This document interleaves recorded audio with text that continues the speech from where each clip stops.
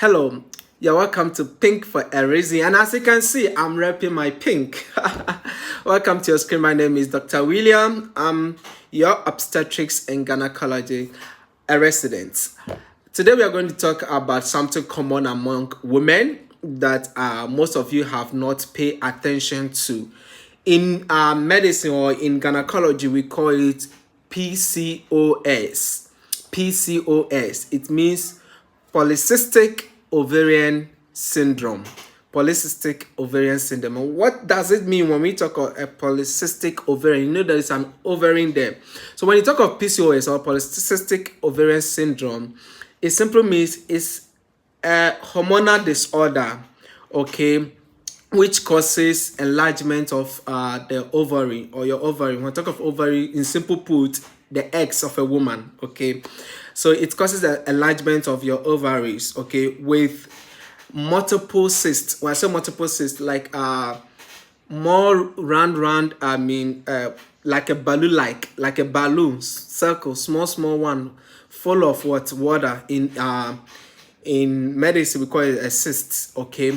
So that's a PCOS. It's a hormonal disorder, okay, causing your ovaries or your egg to enlarge, to expand with a multiple cyst. Now, how can we see or how can we identify or know that you have a PCOS? Common signs and symptoms that shows, on is that the excess hair. In medicine we call it the hirsutism, excess hair growing either on your chest, your mouth, your navel, whatever, and another thing is acne, called pimples. People call pimples or acne a lot on your face, excesses. And then another thing is infertility. These are some of the signs to show. So I talk about excess hair, I talk about acne, I've talked about infertility, and then irregular period or menstruation. When your period becomes irregular, means intermittent, okay. And another thing I can talk about is weight gain, that excess weight gain or obesity. Now let's see what causes some of these things. Now the actual cause of PCOS, okay, is not known, but it is linked with a hormonal imbalances, okay. And also another thing is genetics. Genetics means it's in your family. Like say your mom is in your family, your mom family or whatever, that family. So genetics means you inherited it. And another one too is insulin resistance, or if your body is resisting insulin, it can also cause that. And then another thing is I've talked about hormonal imbalances already.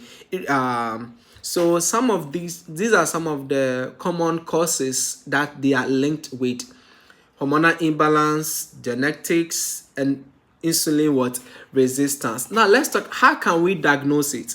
I'm not saying that when you have excess of these things, it means you have PCOS, no. But how we can diagnose this is that, number one, when you go to the hospital, they can do a pelvic ultrasound to check your ovaries if they have enlarged or it is in normal state.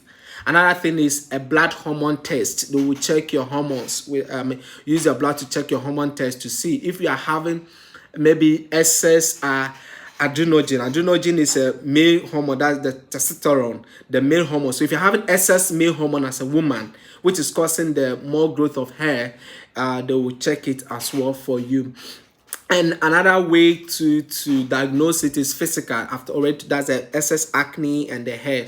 So these are the three ways: the pelvic ultrasound, the blood hormone test, and also the physical appearance, which is your excess hair and then the excess acne.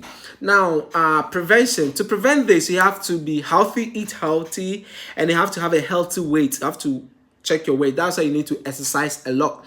Some of you don't exercise. Some people, when they eat, as soon as they eat, they go and sleep. It will make you gain a lot of weight. You need to exercise. You need to watch your diet and all those things, and also reduce your weight. Don't be obese, okay? Obesity. How to manage it is a lifestyle. So your lifestyle I've already talked about. So that is your diet and daily exercises, and also birth control pills.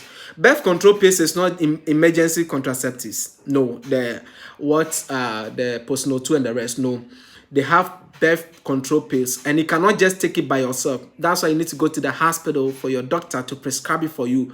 First, you must make sure that you have been diagnosed of PCOS before. Then your doctor can recommend that to you. Don't self-medicate yourself, please. Don't do self-medication.